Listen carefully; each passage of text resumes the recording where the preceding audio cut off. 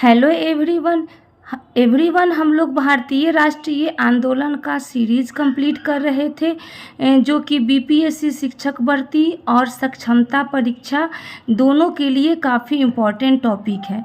भारतीय राष्ट्रीय आंदोलन से इस बार सक्षमता परीक्षा में चाहे वो 1 to 5 हो या फिर 6 to 8 सभी में 20 से 25 क्वेश्चन भारतीय राष्ट्रीय आंदोलन से पूछे गए हैं। हमने खुद अपनी आंखों से देखा है। हमने भारतीय राष्ट्रीय आंदोलन के बहुत सारे टॉपिक को कंप्लीट कर लिया है, जिसमें हमने पिछले वीडियो में देखा था रॉलेट एक्ट के बारे में।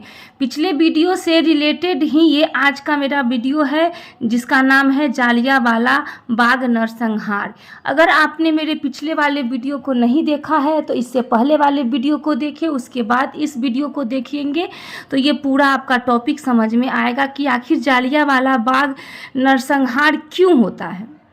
तो इसकी जो पृष्ठभूमि होती है, इसकी पृष्ठभूमि है रॉलेट एक्ट का विरोध। रॉलेट एक्ट का विरोध करने के लिए पंजाब में क्या हो रहा था?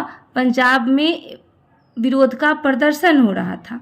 पंजाब में विरोध का प्रदर्शन हो रहा था और इसका प्रदर्शन कौन कर रहे थे? तो डॉक्टर सैफुद्दीन किचलू और डॉक्टर सत्यपाल मलिक, ये दोनों जो थे पंजाब में विरोध का प्रदर्शन कर रहे थे। ये सब हमने कल के वीडियो में मैप में देखा था।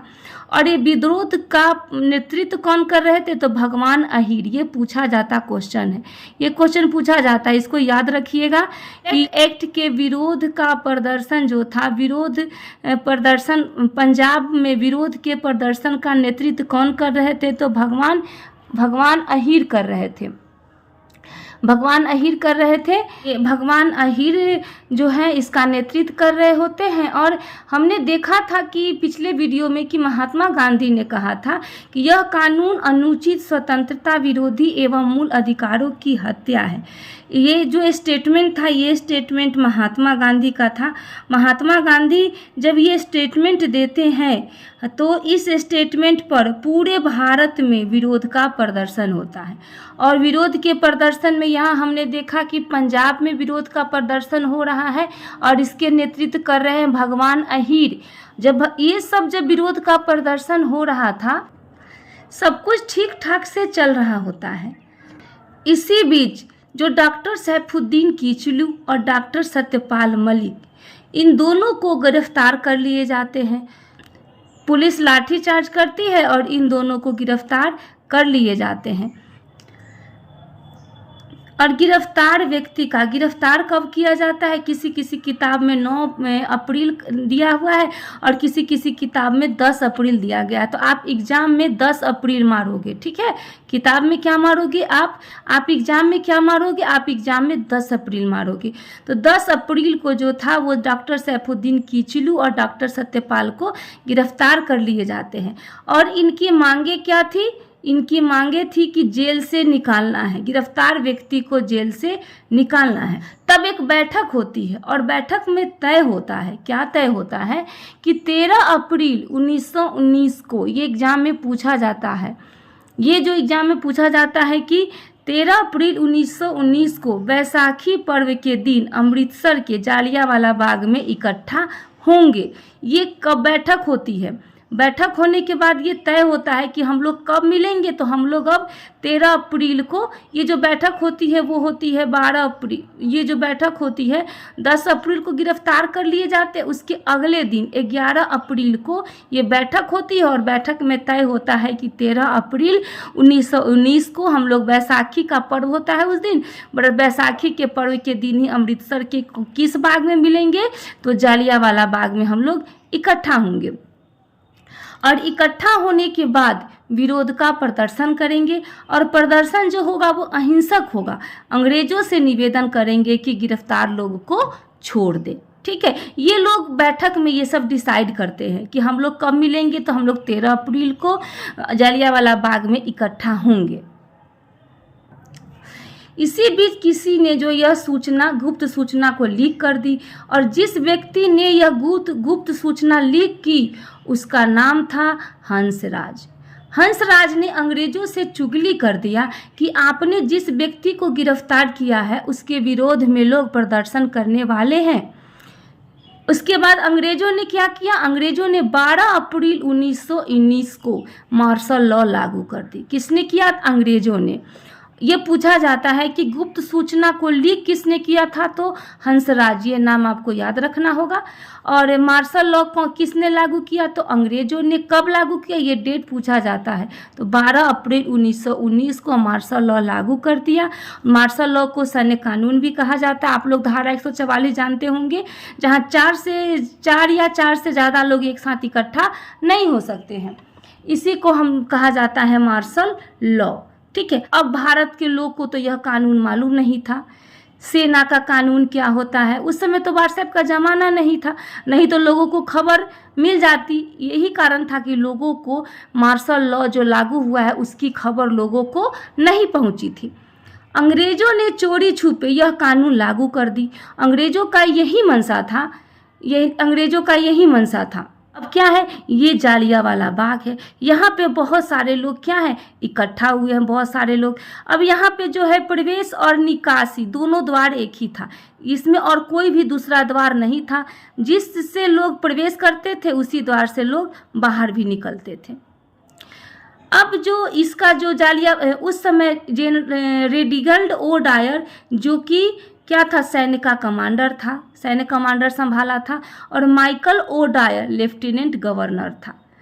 इसने दो आदमी आया था, सैन्य का कमांडर संभाल रहा था रेनिगल्ड ओ डायर जो सैनिक का कमांडर था, और लेफ्टिनेंट गवर्नर था माइकल ओ डायर। जो माइकल ओ डायर था इसी ने आदेश दिया गोलियां चलाने का।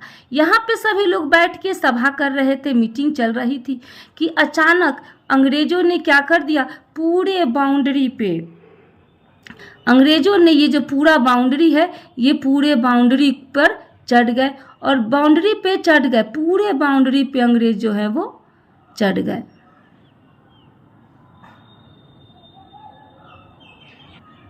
और चढ़ने के बाद पूरे बाउंड्री को अंग्रेजों ने क्या कर लिया, घेर लिया।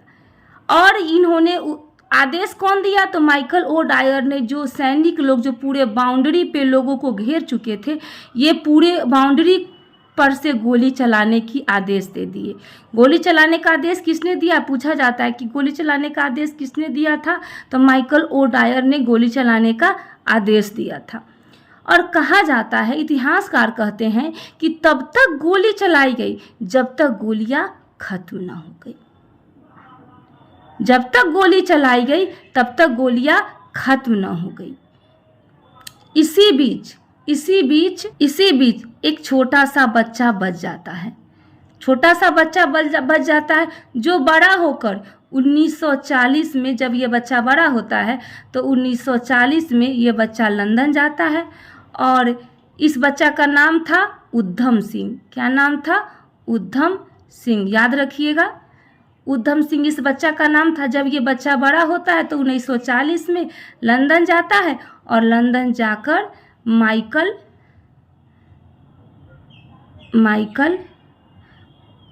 ओ डायर की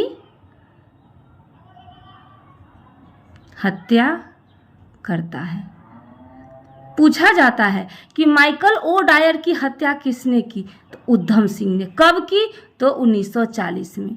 ये डेट आपको याद रखना होगा, कब की, तो 1940 में। और वो बच्चा कौन था, तो वो बच्चा का नाम था उधम सिंह। अब इसमें जो सरकारी जो आंकड़ा है, सरकारी आंकड़ों के अनुसार इसमें 379 लोग मारे गए और कितने लोग घायल हो गए, तो 1200 प्लस लोग घायल हो गए। ये सरकारी आंकड़ों के अनुसार है। इसी बीच संपूर्ण भारत में प्रदर्शन हुआ। और संपूर्ण भारत में प्रदर्शन क्यों हुआ, कि जांच की जाए। जांच किस चीज़ की जाए, तो ये जो अभी गोली चली है इस चीज़ की जांच की जाए। इसी बीच बहुत सारे लोगों ने विरोध प्रदर्शन का लोगों ने अलग अलग तरीका अपनाया। वो तरीका क्या था, रविन्द्रनाथ टैगोर ने नाइटहुड की उपाधि वापस ले ली। शंकरन नायर जो थे वायसराय की कार्यकारिणी परिषद से इस्तीफा दे दिया।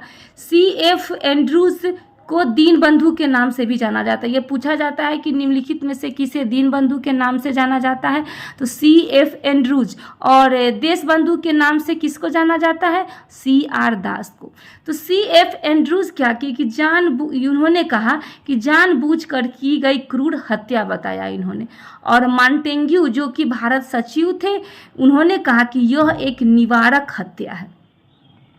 पूछा जाता है कि रविन्द्रनाथ टैगोर ने जालियांवाला बाग हत्याकांड के दौरान किसकी उपाधि वापस की थी, तो नाइटहुड की उपाधि वापस की थी।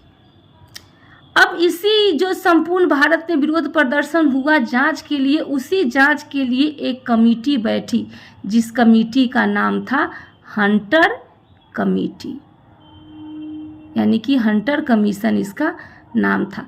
तो आगे का जो हम लोगों का टॉपिक है वो है हंटर कमीशन।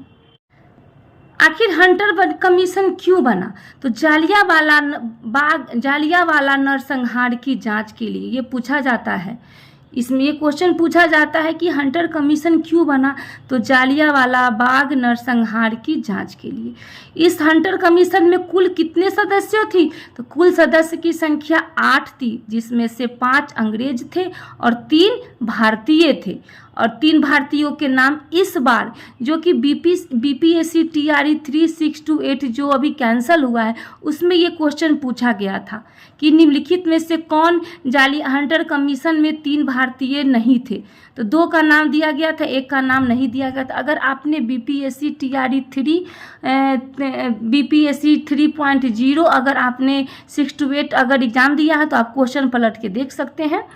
तो इसमें पहला नाम था भारतीय का चीमन लाल सीतलवाड़, इसका नाम याद कर लीजिएगा।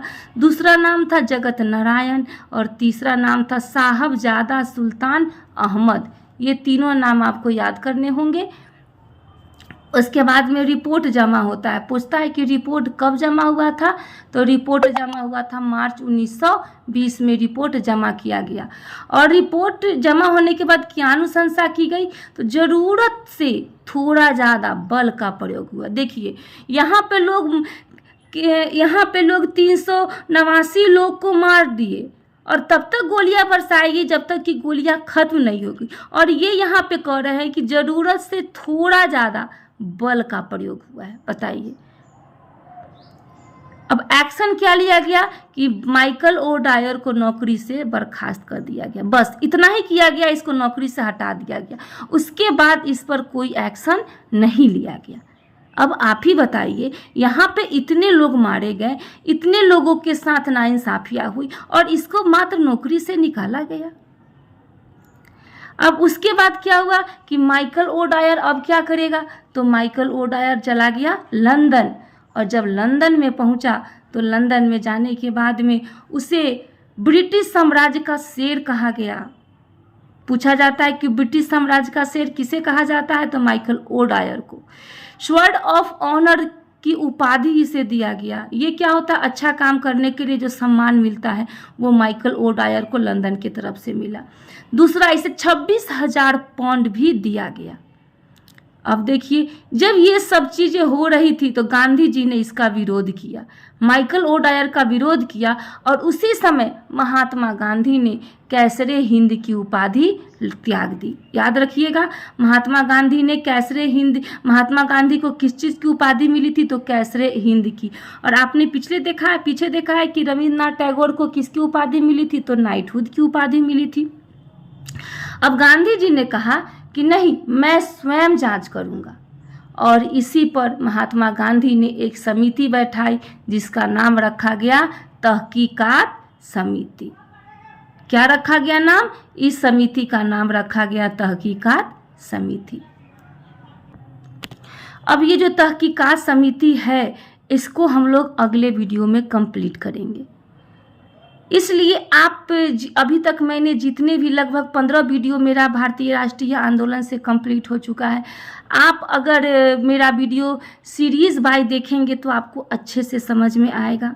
और हाँ, अगर आपको मेरा वीडियो अच्छा लगे तो लाइक, शेयर और कमेंट करना बिल्कुल ही ना भूलें। बने रहिए हमारे साथ, मिलते हैं नेक्स्ट वीडियो में नेक्स्ट टॉपिक के साथ। धन्यवाद।